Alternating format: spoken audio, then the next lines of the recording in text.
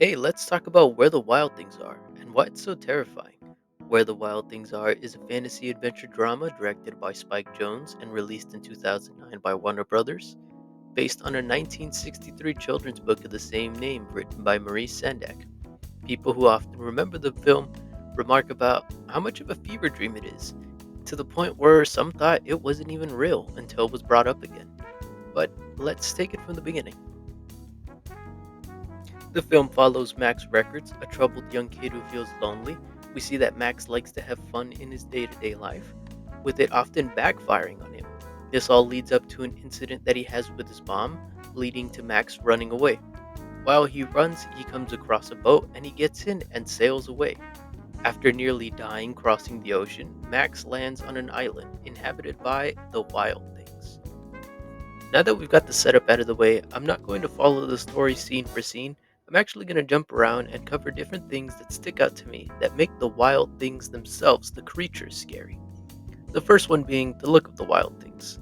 Most of the wild things are a combination of different animals mashed together, but the one thing to point out is that they all have sharp claws, and most of them have pointy teeth, with the exception of Douglas, who has a beak. Most of the wild things are huge in size, ranging from 7 to 12 feet. And if you didn't know, the wild things were brought to life by a combination of costumes, animatronics, and CGI. That works well for the most part, but sometimes I do have to admit, looking at the faces of the wild things, it triggers the uncanny valley effect. Next, let's talk about the absolute power of the wild things. We constantly see the wild things showing off their power, but never in ways of, oh hey, look at what I can do. It's more of a, oh, we need to do this, or they're having fun and you see them do something that would make you sweat. For example, when Max and Carl are having fun running around a tree, Carl's destroying the tree with his claws as he's digging them into the tree. Or when they're building their home, the wild things are uprooting trees with ease like it's nothing. Like, could you imagine if one of those claws got around your arm? They'd probably pull it right off. Oh, wait, come to think of it, an arm does get pulled off. Yeah, Carl, in a fit of rage, pulls Douglas's arm right off. I was surprised when it happened and thought, could you imagine if Max made them mad? They'd probably want to eat him.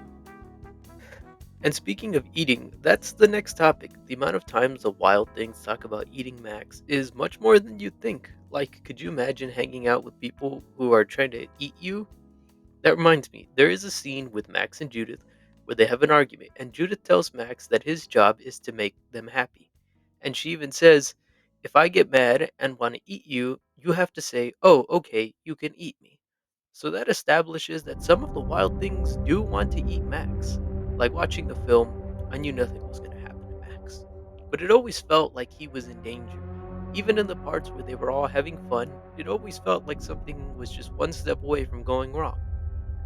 Or how when Carl finds out that Max has no powers and he's not actually their king, Carl tries to eat him, even chasing him.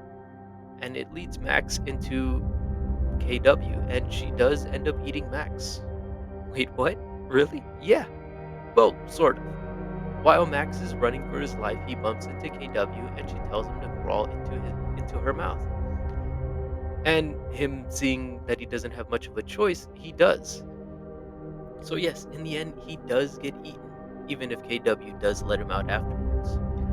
Oh, and I almost forgot, the bones. Shortly after Max is made king, he comes across a pile of human bones. And when he asks Carl about them, he says, other kings? And Carl very obviously lies to them, saying they were already there and he didn't know how they got there. And that just leads me to ask, have they just been eating humans that get stranded on the island? Like, what do the wild things eat? It doesn't really look like there's a lot to eat, and sometimes they even talk about how they're hungry. Anyways, moving on to the next topic is the music. And there's three scenes that come to mind. And the first one being, well, the first time Max meets Carl. Carl sniffs Max, and the music that plays elevates the horror in the scene.